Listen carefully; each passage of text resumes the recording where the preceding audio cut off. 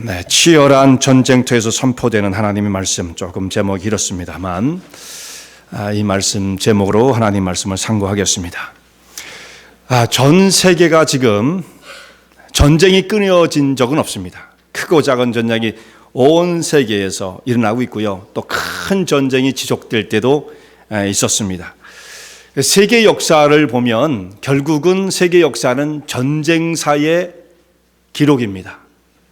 그 사이사이에 다른 일도 평화로운 시기도 있었지만 사실 굵직굵직한 사건들은 다 전쟁을 통해서 역사가 진행되어 왔다는 것을 깨닫게 되어집니다. 그런데 이 전쟁은 인간이 경험하는 극한 한계 상황 가운데 최고의 한계 상황이 바로 이 전쟁입니다. 이것은 개인의 한 사람의 어떤 결단으로 의지로 벗어날 수도 없는 것이고, 일단 한번 그 가운 상황 속에 인볼브가 되어지면 인간의 가장 겪게 되어진 비참함, 인간성의 말살, 최고의 비극과 고통이 이 전쟁 속에 벌어지게 되어집니다. 그 전쟁을 할 때는 모든 수단과 방법을 다해서 무조건 이겨야 되는 거예요. 전쟁이란 건 그렇습니다. 패전하면 또 그 비참한 것은 이루 말할 수가 없는 거예요. 그래서 목숨까지도 걸고 자기 나라를 지키기 위해 전쟁을 벌이게 되어지는 것입니다. 이게 전쟁이에요. 그런데 성경에서 하나님 백성들을 뭐라고 말씀하고 계시냐면 우리를 전쟁하는 영적인 군사로 말씀을 하세요. 전쟁하는 군사다라는 것입니다. 그리고 하나님 앞에 예비하는 예배자다. 이 두 가지의 자기 신분을 잘 이해하는 것, 그리스도인으로서 자기의 신분을 이해하는 것이 너무도 중요합니다. 우리가 지금 여호수아에 있는 말씀에 와 있습니다만 창세기 뒷부분부터 요셉부터 시작해서 우리가 쭉 지금까지 달려오게 되었죠. 그 과정에서 하나님께서 출애굽기와 레위기, 민수기 이 말씀을 통해서 우리에게 가르쳐 주시는 바가 그리스도인들은 어떤 사람들이냐, 그리스도인의 신분을 말씀해 주시는데 우리는 영적인 싸움을 수행하는 하나님의 군사로 부름을 받은 자들이다. 이 사실, 또 한 가지는 하나님 앞에 경배하는 예배자로 부름을 받았다라고 하는 이 신분을 잘 이해하고 있어야 합니다. 이것을 우리 다른 말로 사람들이 이런 얘기를 하죠. 아이덴티티라고 그러잖아요. 자기 신분, 본분이 무엇인가, 이것을 잘 알지 못하면 극심한 혼란 가운데 오게 되어져요. 나는 누구인가? 우리는 우리 자신을 어떻게 이해합니까? 나는 그냥 사람이지, 이 정도 이해하고, 조금 더 폭을 좁히면 나는 남자야, 뭐 이렇게 폭을 좁힌다든지, 나는 아저씨인가? 여러분, 이렇게 자기 신분을 그렇게 이해한다면 그 사람이 살아가는 삶의 방향이 무슨 방향성과 지향, 어떤 점을 바라보고 살아야 할 목표가 있겠습니까? 그냥 사는 거죠. 사람으로 사는 것, 그냥 사는 거예요. 남자로 사는 것, 뭐 그 정도예요. 근데 하나님 백성으로서 우리가 어떤 신분으로 부름을 받았는가에 대한 명확한 이해가 있으면, 우리는 그리스도의 군사구나, 영적 싸움을 수행하는 군인들로서 담대함을 가져야겠구나, 이거 자기를 이해하게 되어지죠. 이게 흐릿해지면 신앙생활의 발걸음이 다 흐릿해지는 것입니다. 우리는 하나님 앞에 예배자로 부름을 받았다, 예배자로 부름을 받은 사람으로서 어떤 길을 가야 되는가, 이것이 분명해진 사람들은 예배드리는 것을 우선시하고 중요시하고 방향을 정하고 가게 되어지는 거죠. 이것이 흐릿하면 예배가 무슨 의미를 갖나, 이걸 잘 깨닫지 못하고 방향이 흐트러지게 되어지는 것입니다. 만약 우리가 그리스도의 군인으로서 부름을 받았다는 것을 정확하게 알지 못하면 영적인 싸움은 치열한데 마귀의 계계는 어떻게 하든지 하나님 백성을 무너뜨리려고 여러 가지 수단과 방법을 통해서 우리에게 닥쳐오는데, 성도들이 그것에 대한 준비가 잘 되어 있지 않으면 내가 어떤 싸움을 싸워야지, 이것이 명확하지 않은 사람들은요, 싸움의 준비가 되어 있지 않은 것이고요, 저쪽에서는 전쟁을 걸어오는데 이쪽엔 싸울 준비가 되어 있지 않다고 한다면 어떤 상태예요? 항복한 상태입니다. 이미 패배한 거예요. 싸우나 마나인 것입니다. 그러니까 하나님 백성들이 정말 임전의 자세를 갖춰야 합니다. 영적인 전쟁을 수행하는 군인으로서 나는 어떤 자세를 오늘도 준비하고 있어야 되는가, 이걸 좀 명확하게 해야 한다는 말씀이죠. 오늘 우리가 여호수아서 8장 말씀의 후반부를 읽었는데요, 전체 본문은 8장 전체에 대한 내용을 우리가 오늘 말씀의 내용으로 삼게 되어지는데, 앞에 부분에 보면 아이성과의 전투의 내용이 기록되어 있어요. 아이성과 전투를 해서 승리한 장면이 말씀이 되어 있는데요. 이스라엘 백성들이 이제 요단강을 건넌 후에 첫 번째 여리고성을 하나님의 방법대로 무너뜨리게 되어지죠. 큰 승리를 거두게 되어집니다. 근데 이 과정에서 하나님의 은혜로 얻은 그 승리를 그렇게 하나님께 모든 영광을 돌리고 자신들은 더 겸손한 모습으로 자신을 돌아봤으면 참으로 좋았을 터인데, 사람은 참 어리석어서요, 뭐 일이 좀 잘 되면 다 자기가 잘해서 그런 줄로 생각해요. 이걸 뭐라고 그래? 착각이라고 그러죠. 심각한 착각에 쉽게 빠집니다. 그렇지 않아야 되는데 우리 원래 모습이 그래요. 그러니까 이스라엘 백성들이 여리고 성을 이기고 난 다음에 자만 속에 빠지죠. 이거 우리 실력이야, 우리 능력이어서, 야, 가나안 사람들 꼼짝 못하네, 이런 생각을 갖게 되어지는 거예요.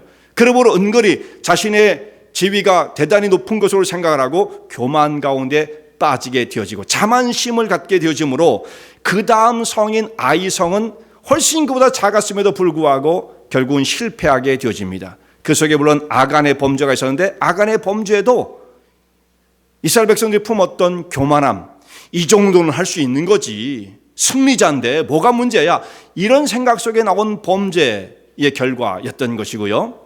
이스라엘 백성들을 지도하는 여호수아도 영적으로 그렇게 긴장된 모습이 나오질 않아요. 한번 승리를 이루고 난 다음 승리감에 도취되어진 위험한 상황이 이스라엘 백성 가운데 있었던 것입니다. 그래서 결국 아이성과 전투를 했을 때 2-3천 명만 가지고 이길 수 있을 것이라고 평가를 했지만 철저하게 패배를 당하고 이스라엘 백성들이 36명쯤 전사자를 내며 도망을 치게 되고, 또 결과적으로는 이스라엘 백성이 가나안 백성들 앞에 그 마음이 물처럼 녹아버리는 처참한 패배를 당하게 되었습니다. 이 패배 후에 여호수아가 하나님 앞에 고백을 하고, 하나님, 어찌하여 우리가 이 전쟁에서 지게 되었습니까? 무슨 문제입니까? 어떻게 하면 좋겠습니까? 탄식을 하게 되어지죠. 근데 하나님께서 말씀을 가르쳐 주십니다. 너희 가운데 죄악이 있으므로 그 일을 해결하기 전까지는 내가 너희와 함께 동행하지 않을 것이다. 여호수아가 하나님 앞에 기도하면서 이 죄악들을 생각하게 되어지죠. 특정되어진 죄악은 물론 아간의 범죄였습니다만 그 범죄만이 전체의 문제는 아니었어요. 이스라엘 백성들 가운데 깃들여 있는 이 교만함과 자만심을 사실 해결해야만 했던 것입니다. 이제 아간의 범죄를 해결하고 이제 다시 아이성과 전쟁을 하게 되어서 아이성과 전투를 벌이게 되어지는데, 싸움을 할 때, 전쟁을 할 때는 최선을 다해야 돼요. 자신의 모든 힘을 다 동원하는 것입니다. 우리 읽지 않았습니다만 8장 1절 맨 첫 번째 구절을 보면 하나님께서 여호수아 이렇게 말씀하세요. 너는 일어나 이스라엘 군대 전부를 다, 모든 군대를 다 데리고 아이성을 향해서 올라가라, 이렇게 말씀되어 있습니다. 이들이 생각할 때는 2-3천 명으로 얼마든지 아이성을 이길 것이라고 생각했는데, 하나님께서 계획하시는 말은 그렇지가 않아요. 너희가 모든 군대를 다 이끌고 아이성을 향해서 나가라. 근데 그게 다가 아니에요. 그게 다가 아니에요. 그리고 하나님께서 전략을 주십니다. 너희 가운데 3만 명을 뽑아서 복병, 매복을 시켜라, 이렇게 말씀을 하세요. 그러니까 막 무턱대고 막 싸운다고 그래서 승리가 주어지는 것은 아니에요. 전략을 잘 세워야 됩니다. 전쟁은 그런 거예요. 전쟁은 그러니까 지혜로워야 되는 겁니다.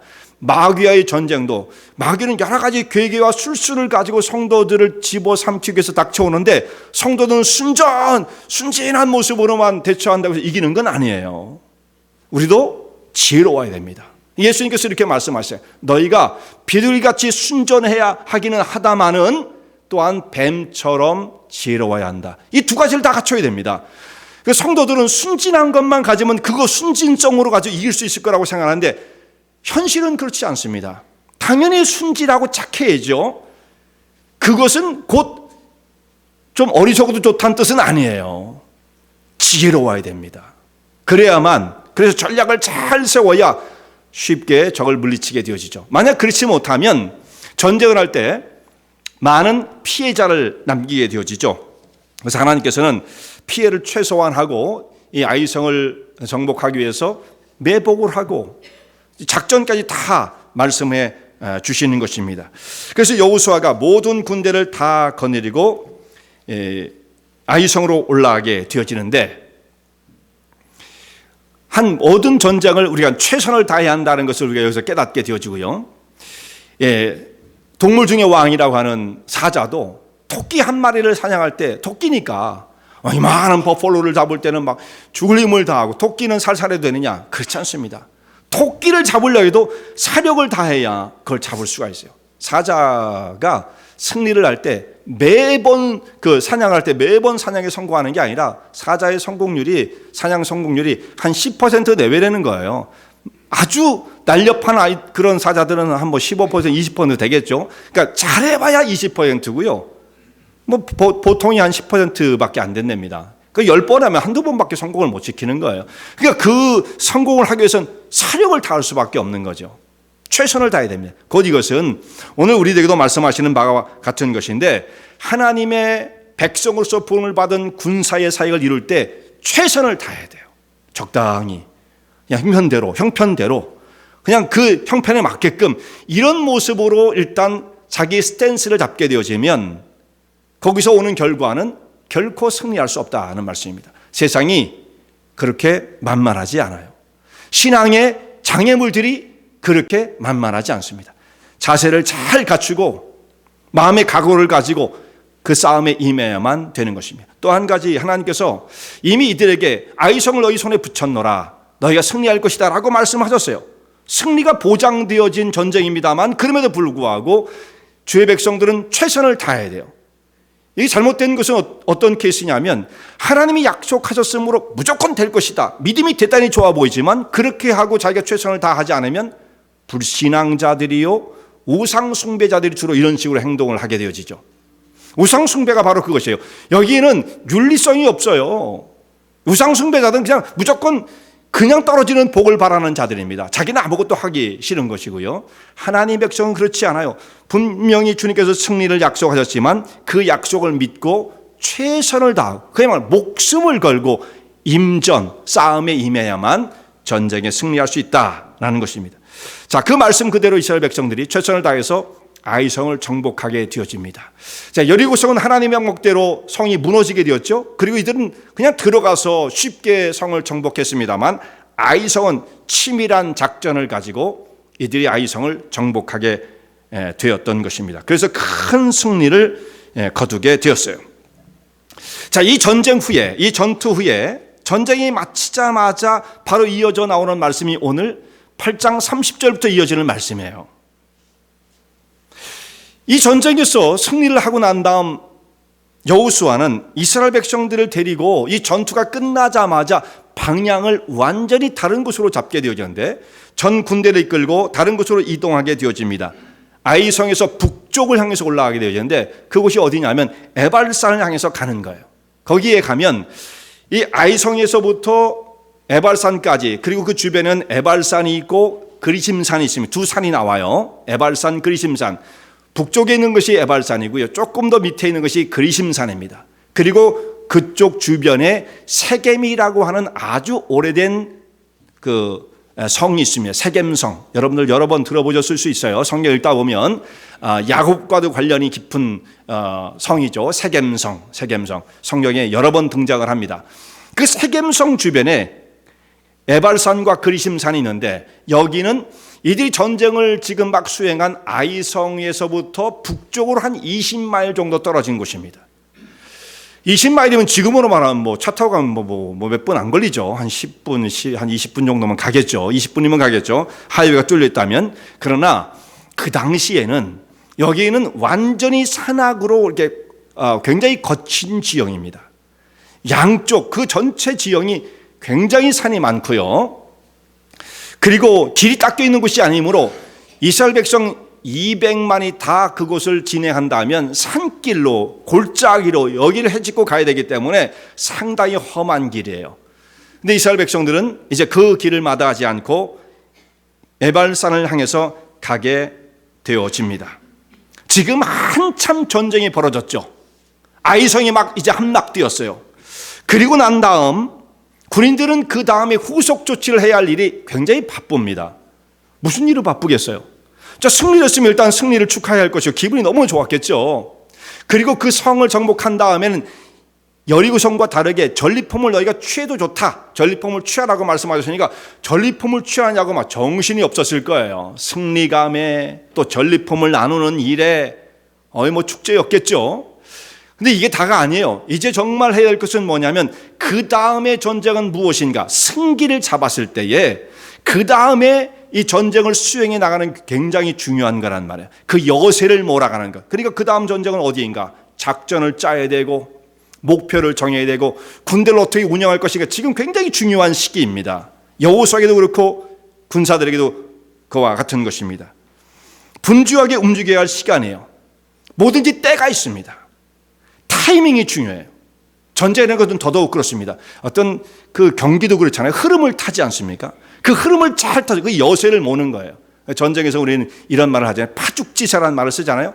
대나무가 쪼개지듯이 딱 한 번 틈이 벌어지면 계속해서 그곳을 집요하게 파고들 때 승리를 이룰 수가 있는 거예요. 그게 파죽지세죠. 대나무가 쪼개지는 기세로 승기를 잡았다. 그런 얘기지 않습니까? 이런 비슷한 얘기들이 많습니다. 쇳불을 뺄 때 단김에 빼라. 이런 말도 있고요. 또 철을 두들길 때 뜨거워졌을 때 철을 두들겨라. 이런 말들이 있습니다. 그러니까 이게 모든 이야기들이 뭐냐면 찬스가 왔을 때 그걸 놓치면 안 된다는 뜻이에요. 지금은 절호의 찬스입니다. 이와 같은 그 승리의 여세를 몰아서 가나안 땅을 막 정복해 가야 할 그런 때인데 이게 상황이 좀 달라지면 이게 날카로움이 꺾이는 거예요. 뭐든지 그렇지 않습니까? 한번 흐름이 꺾이면 이거 또 방향이 달라져요. 그러니까 이게 굉장히 중요한 시기였어요. 그런데 여호수아는 지금 이스라엘 백성들 데리고 뭐를 하러 가느냐? 그 전쟁과 전혀 관계없는 에발산을 향해서 가게 되어집니다. 여호수아가 전쟁만을 생각하는 전략가였다고 한다면 이것은 그야말로 엉뚱한 선택이고 잘못되어진 결단일 수밖에 없는 것입니다. 왜 이스라엘 백성들을 그 위험한 지형이 있는 적들이 노리고 있는 그 지역을 통과해서 에발산을 향해서 가야만 했던 것인가? 이 말씀은 앞에 여리고성 전투와 아이성 전투를 치른 이스라엘 백성들에게 있어서 그 흐름상 전혀 맞지 않은, 정말 좀 이상해 보이는, 전혀 흐름이 일관성이 없는 그 말씀이 나오게 되어지는 것이죠. 왜 여호수아와 이스라엘 백성들은 이런 일을 해야만 했었을까? 자, 우리가 보면 이렇습니다.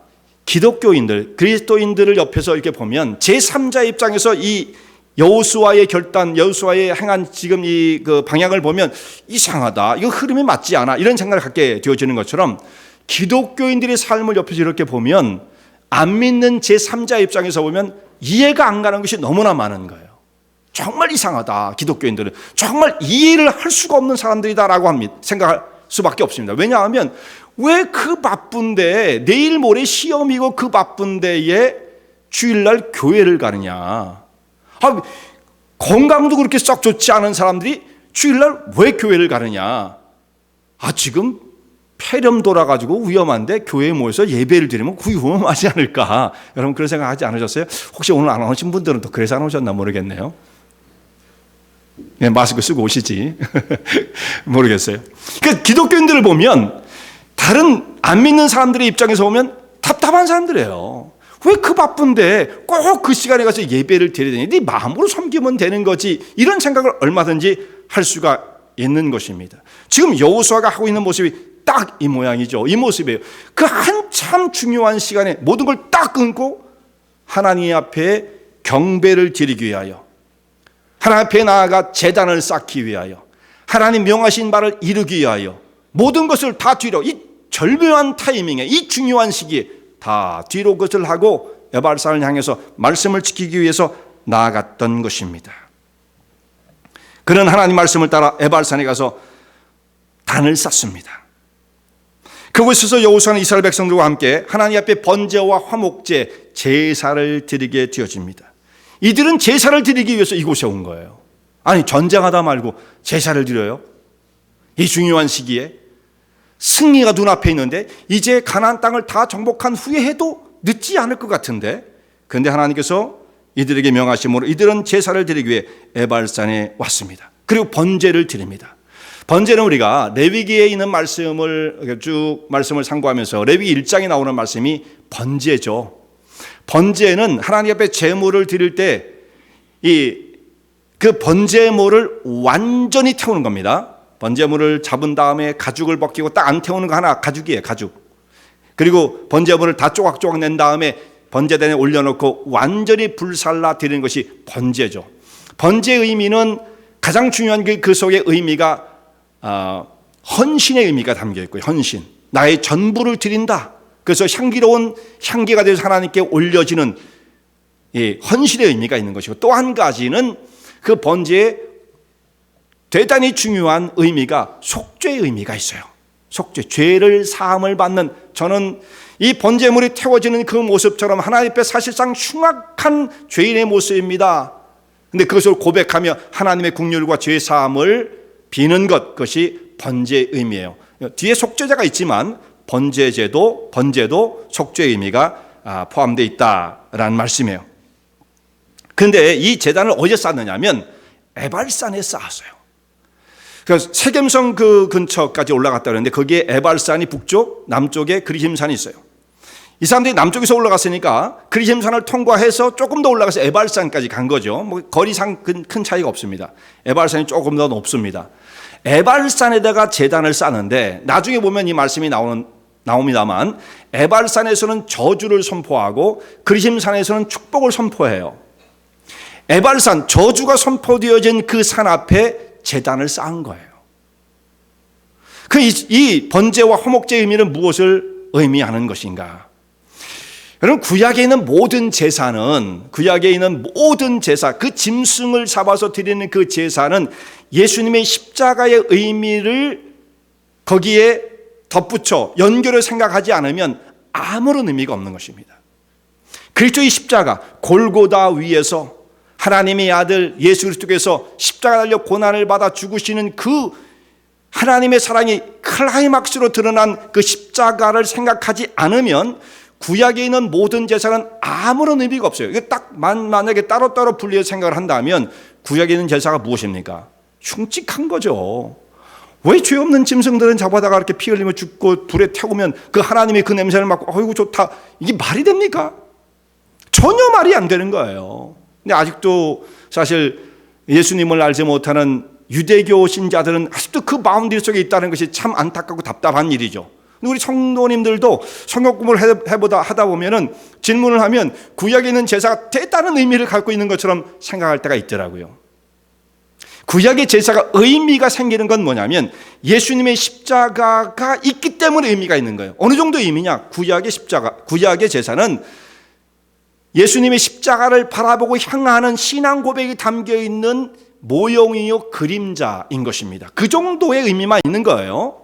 그래서 이 구약의 제사에 참여함으로써 그 고백을 드릴 때에 장차 오실 하나님의 아들의 죽으심을 고백하고 있는 것이다. 그래서 그 심령 속에 하나님의 채우시는 긍휼과 사죄의 은총을 경험하게 되어지는 거죠. 만약 이것이 그리스도의 십자가와 연결되지 않으면 참 이상한 행위가 되어지는 겁니다. 그리고 그 짐승의 제사는 실제로 예를 든다면 그건 구약의 유대시교 신자들만 드렸던 제사가 아니에요. 이방에 있는 모든 사람들의 제사는 다 짐승 잡아서, 좀 죄송한 얘기지만 한국 사람들도 무당들이 돼지 머리 놓고 제사 지내는 크게 차이가 없어요. 그것만 놓고 본다면 십자가로 연결될 때에만 의미를 갖게 되어지는 것이다 라는 말씀이죠. 자, 이스라엘 백성들이 지금 여호수아 이끈 대로 에발산에 가서 하나님 앞에 번제와 화목제를 드립니다.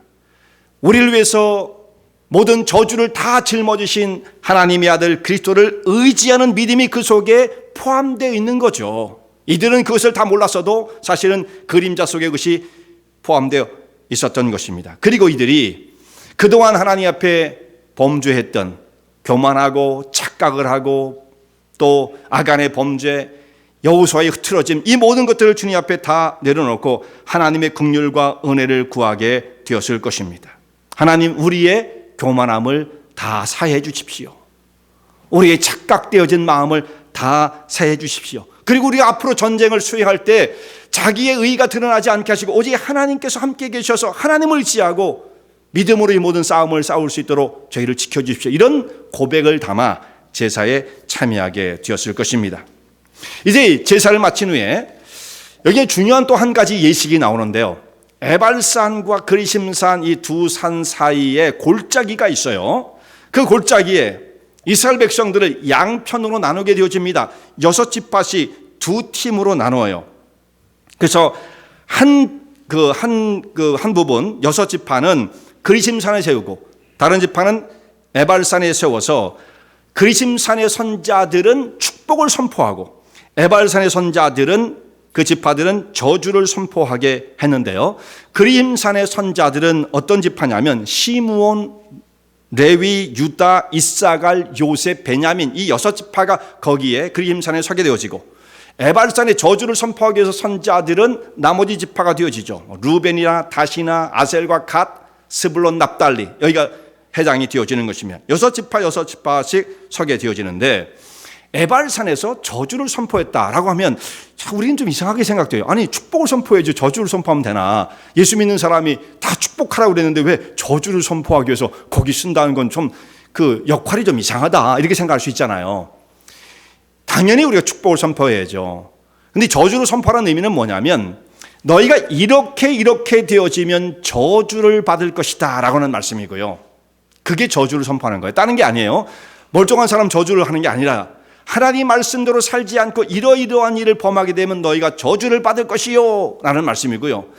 이 그리심산에 선 사람들은 우리가 하나님 말씀을 따라 이렇게 살면 축복을 받을 것이다 라고 하는 말씀을 선포하는 것. 이 두 가지 역할을 분류해서 했던 것입니다. 역할 분담을 했던 거죠. 역할극을 했던 거예요.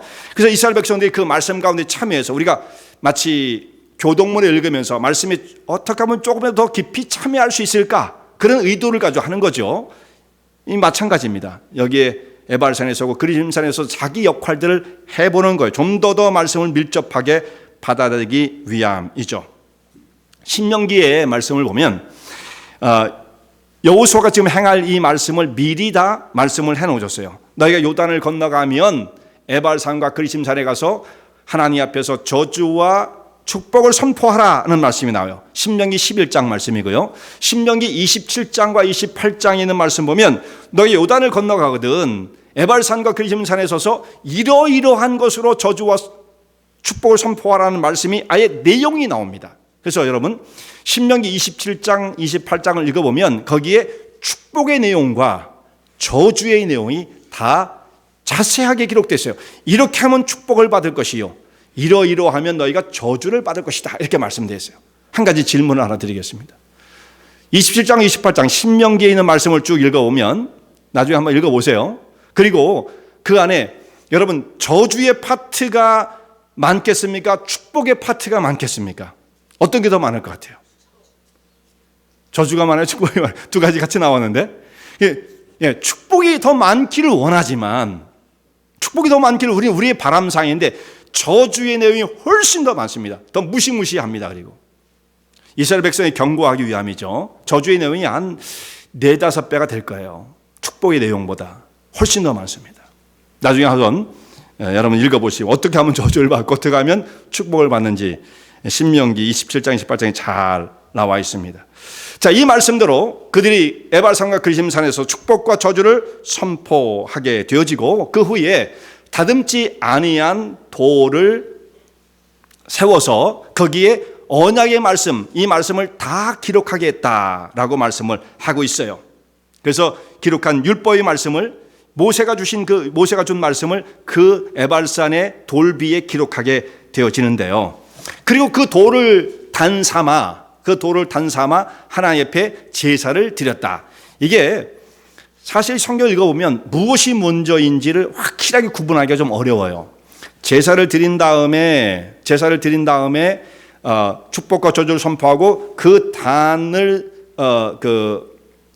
그 단에 있는 그 돌을 위에다가 글을 새겼는지 아니면 글을 새기고 난 다음에 그 단을 가져다가 단으로 사용해서 제사를 드리는 이것이 사실상 확실하게 구분은 잘 가지 않습니다. 이게 구분되어 있는 것인지도 사실상 구분이 잘 가지 않아요.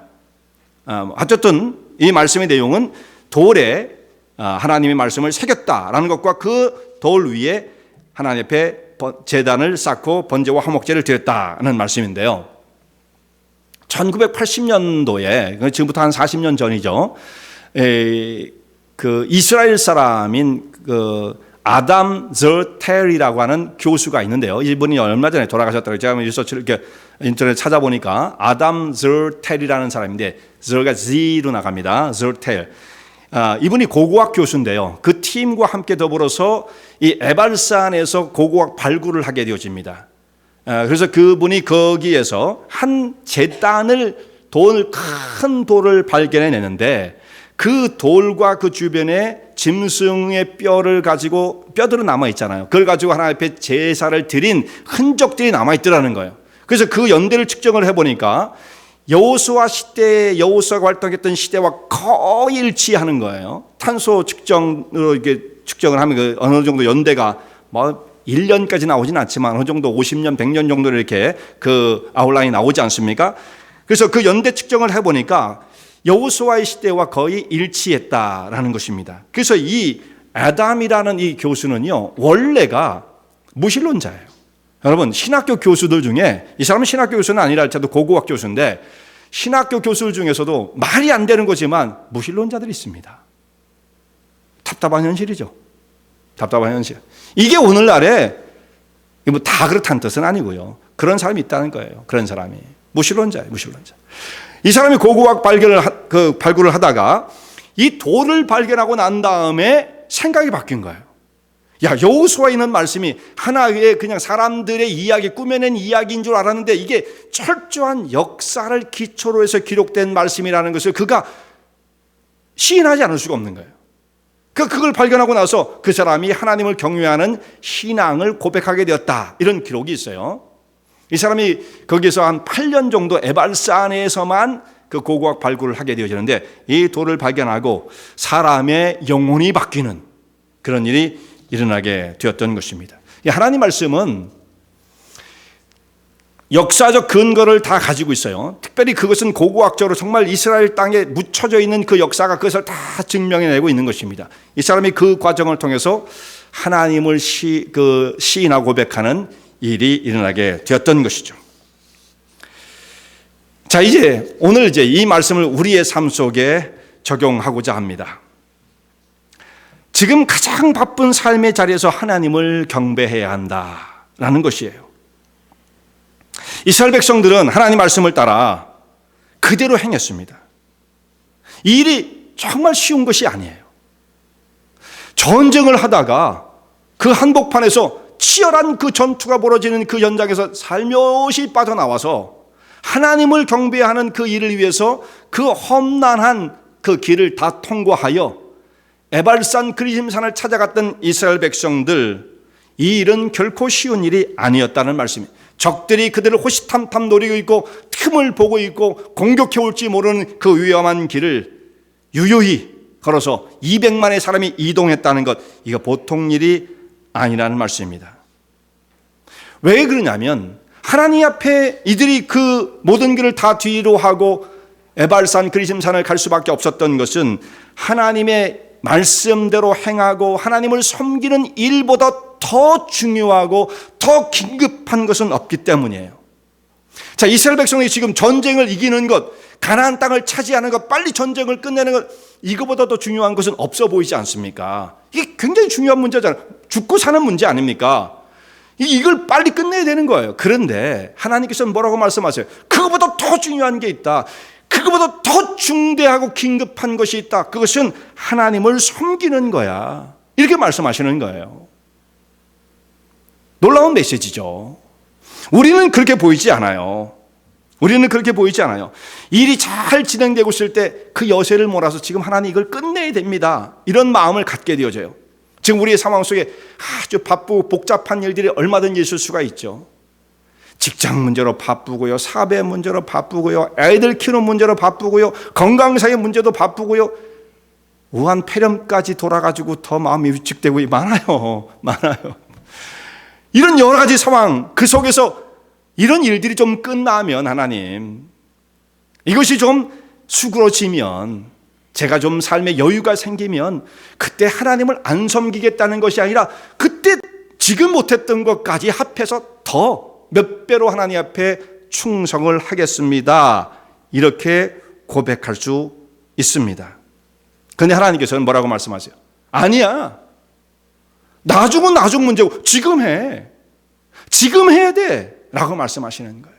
우리는 여기서 굉장히 딜레마에 빠져요. 자꾸 타협을 하게 돼요. 아닌데 내가 볼 때는 내가 하나님을 안 섬기겠다는 것도 아니고 분명히 이 일만 잘 되면 더 하나님을 더 잘 섬길 거라는 그 고백을 하게 되어지는데 왜 나를 못 믿어주시나? 가나안 땅을 다 차지하고 난 다음에 성을 다 정복하고 난 다음에 빨리 일을 하나 끝내놓고, 우리 성격은 좀 그렇잖아요. 뭐 하나를 매듭 지어놓고 이런 생각들이 있단 말이에요. 우리 생각들이 몇 가지를 같이 못해요. 자, 음식을 먹어도 하나를 저는 끝내놓고 먹거든요. 이상한 성격이라. 가지 여러 가지를 못해요. 여러 가지 멀티를 못해요. 딱 하나를 끝내놓고. 근데 하나님께서는 그 도중에 하나님을 섬기는 일, 이것을 중단하지 말아라 라고 말씀을 하고 있는 것입니다. 왜 그런지 아세요, 여러분? 하나님은 우리의 형편과 처지의 사람의 생각하는 사람의 이 사고의 방식을 너무나 잘 알고 계시기 때문에 그래요. 우리를 너무나 잘 아세요. 자, 우리는 진실하게 내가 이 일만 잘 되면, 다른 말로 말하면 내 이 사업에 성공을 하면, 내 이 일만 좀 끝내놓으면, 애들이 조금만 크면, 애들이 지금 삐약삐약거리는데 얘들이 그냥 주니어 하이스쿨만 가도, 이런 생각 하잖아요. 주니어 하이스쿨 가면요, 또 그때 가면 또 얘기가 또 달라져요. 아유, 하이스쿨은 가야죠. 대학은 가야죠. 애들 아이고 저기 시집장가는 보내야죠. 시집장가 보내면 뭐가 돼요? 또 손주 순조 봐줘야죠. 끝이 없어요. 끝이 없어요. 그러니까 그 마음은 진실했다 손 치더라도 그 섬에 가면 계속 변하는 거예요. 계속 변하는 거예요. 하나님 그걸 아시는 거예요. 그리고 이런 게 있습니다. 우리 지금 고백이 너무 분명해요. 이 일만 잘 되면 하나님 시간도 오래 걸리지 않습니다. 단 몇 개월입니다. 혹은 1, 2년입니다. 이것만 지나가면 제 형편이 나아질 거예요. 사업도 좀 풀리고 시간도 좀 나아지고 건강도 회복할 거예요. 그때 되면 더 주님 앞에 충성을 다하겠습니다. 그 고백이 자기에게선 너무 절실하고 진실할 수 있어요. 자기가 그걸 의심하지 않을 수가 있어요.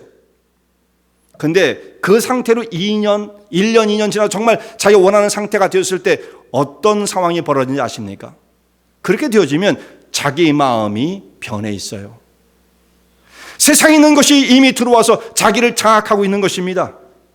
하나님을 떠나 있던 그 마음이 세상에 있는 것이 그 공간을 차지하고 있는 것. 사람은 비어있는 공간에 하나님의 은혜와 능력으로 채워지지 않으면 그것은 반드시 세상적인 것으로 채워지, empty는 없어요.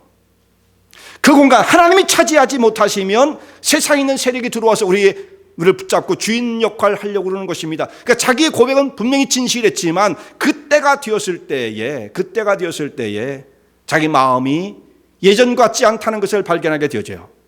다 이렇게 시간은 가는 거야. 절실한 게 없어요.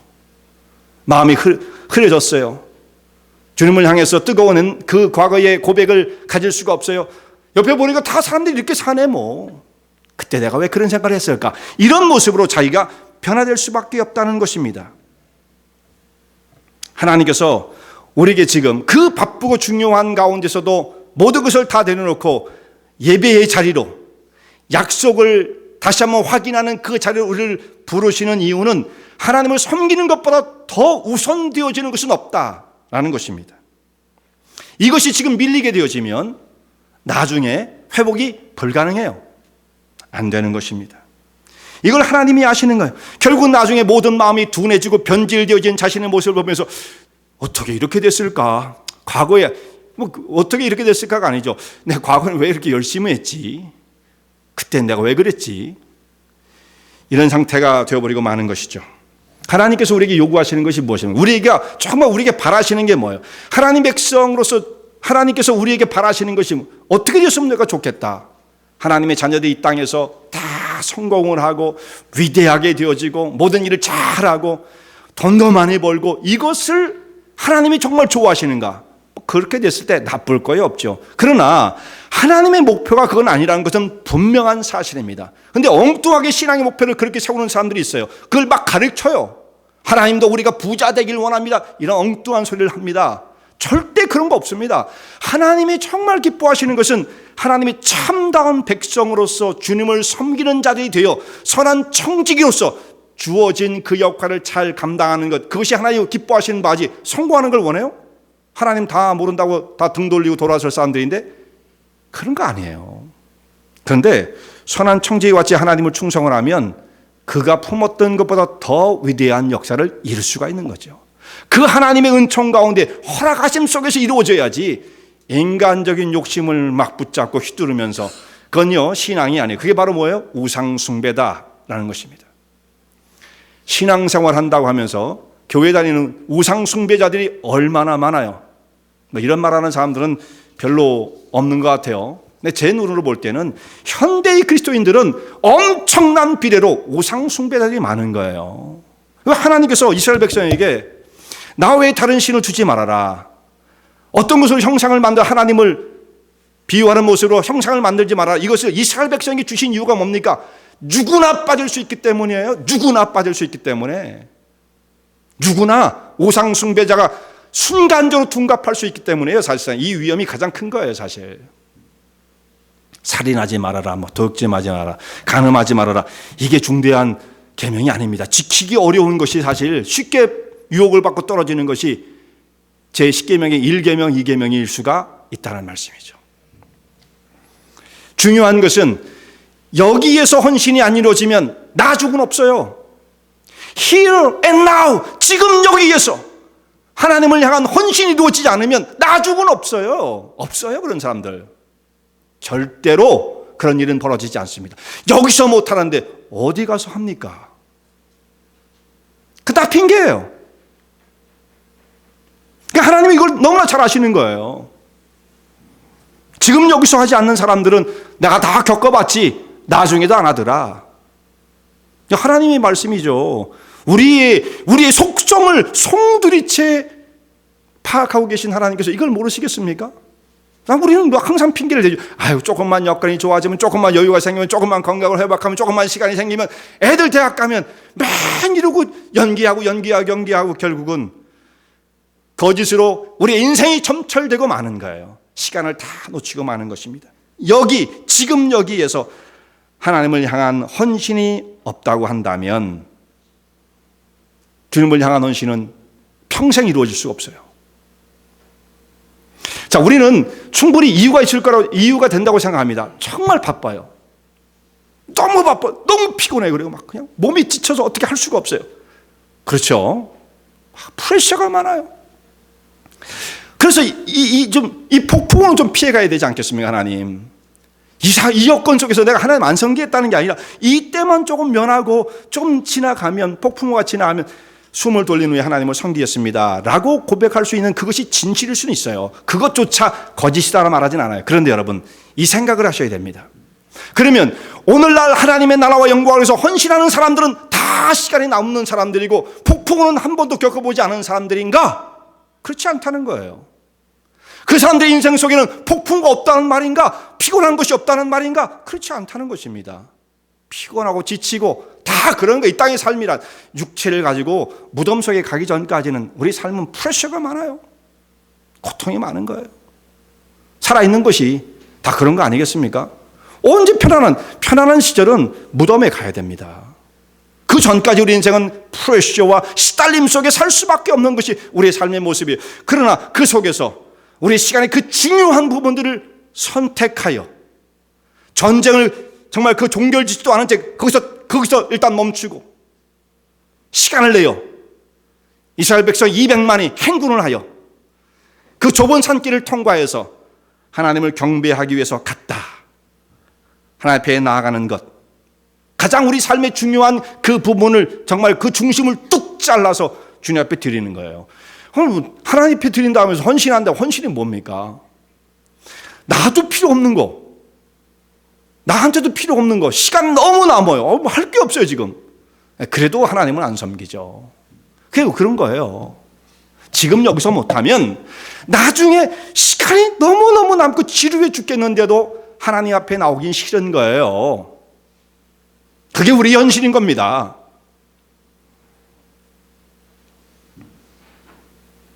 하나님께서 우리의 이 속성을 너무나 잘 아시죠. 여러분, 너무 아프죠. 그런데 이스라엘 백성들의 오늘 이 말씀은 오늘 우리에게 이같이 비수와 같이 우리 심령의 중심을 찌르는 겁니다. 이건 뭐 줄 읽어보고 이런 역사가 있었네 그리고 넘어가면 아무 소용없는 거예요. 사실 이 말씀을 통해 우리에게 가르쳐주는 메시지가 무엇입니까? 이 삶의 한복판에 그 치열한 전투 속에서도 하나님 말씀은 선포되어야 되고 그 말씀에 응답해야 된다 라고 하는 말씀 우리에게 도전하고 있는 거예요. 여호수아는 이 전쟁이 한창일 때 그야말로 이스라엘 백성들 언제 공격해 올지 모르는 그 사이에, 그들을 노려보고 있는 그 사이에 적진 한복판을 뚫고 하나님을 섬기는 자리로 나아갔던 것입니다. 여러분, 이렇게 해도 나중에 보면 이스라엘 백성들의 역사가 사사기로 들어가면 오합지졸 엉망진창이 되지 않습니까? 이렇게 해도. 그런데 이미 한 수를 접고 한 두 수를 접고 다 양보하고 다 모든 걸 다 떨어낸 다음 남는 시간 가지고 하나님 섬기겠다, 이건 있을 수가 없는, 현실 불가한, 있을 수 없는 얘기입니다. 이 땅에 우리 청교도들이 미국의 자유를 찾아서 신앙의 자유를 찾아왔을 때에, 신대륙에 정착하기 시작했을 때에 제일 먼저 마을을 이제 형성하기 시작하면 그 중심 속에 가장 먼저 무엇을 했느냐? 교회를 세웠어요. 그리고 나중에 학교를 세웠어요. 이 교회와 학교가 거의 붙어 있죠. 교회와, 그리고 그 교회의 신앙을 그대로 가르칠 수 있는 학교를 세우고, 그래서 타운이 형성될 때 메인 혹은 센터 혹은 처치 이런 길에 항상 교회와 스쿨, 교회가 또 학교가 있고 이런 형태로 마을이 자리를 잡게 되었던 것입니다. 정말 신앙 중심으로 하나님을 섬기고자 했던 거예요. 이 사람들이 여기 와서 정착한 과정에서 얼마나 힘들었겠습니까? 얼마나 고통이 많았겠습니까? 그럼에도 불구하고 하나님을 우선으로 섬기는 그 신앙을 변질시켜서는 안 된다. 우리가 대서양을 건너왔던 이유가 무엇인가? 그것을 마음속에 간직하고 신앙 중심으로 하나님을 섬기고 살고자 했습니다. 그 후손들이 미국을 건설하고 지금 그 영적인 베네핏을 누리고 있는 거죠. 많이 변질되었지만 그러나 그 신앙의 유산 속에 살고 있는 거예요. 그것을 잘 보존하면 미국 역사는 더 길어질 것이고, 여기서 변질되어지면 그 앞을 보장할 수가 없는 것입니다. 신앙의 헌신은 지금의 문제예요. 나중에 몇 개월도 아니에요. 6개월도 아니에요. 한두 달도 아닙니다. 지금이에요. 지금. 뒤로 연기하면 될 수도 없을 뿐만 아니라 기회가 없을 수도 있는 것입니다. 나중에 어떻게 섬기겠다, 하나님을 섬기겠다, 이것은 생각은 그럴듯해 보이고 타협할 수 있는 것처럼 보이지만 현실은 그렇지 않습니다. 여기서 최선을 다해서 지금 이 순간 하나님을 마음을 다해 섬기는 거예요. 그때 신앙의 역사가 일어나는 거예요. 승리를 가져다 주십니다. 그리고 정말 가나안 땅을 차지하게 하십니다. 그 백성들이 힘을 얻어 하나님의 역사를 이루게 하십니다. 오늘 이 자리에서 헌신의 길을 향해 나가시는 주의 종들 되시기 바랍니다.